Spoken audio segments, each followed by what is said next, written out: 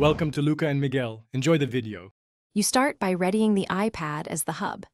Sign into the same Apple ID used for Home and enable two-factor authentication so remote access works securely.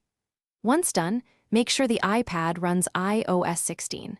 4 or newer, is plugged into power, and connected to your home Wi-Fi. Then enable Bluetooth and open Settings Home. This lets the device advertise itself as a hub. These steps complete the essential prerequisites and move you into the active hub assignment process. Now assign the hub role inside the Home app.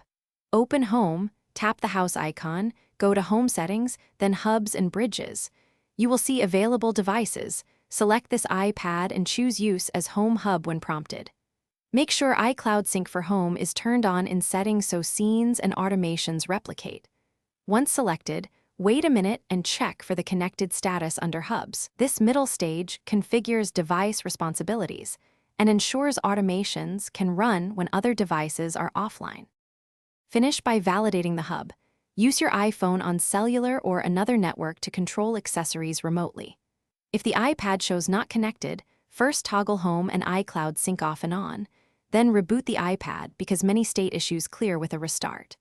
If problems persist, reset network settings as a last resort, then rejoin Wi-Fi and re-enable Home.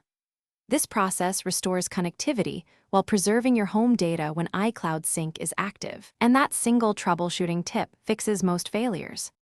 Thanks for watching and please subscribe. It's the best investment you'll ever make.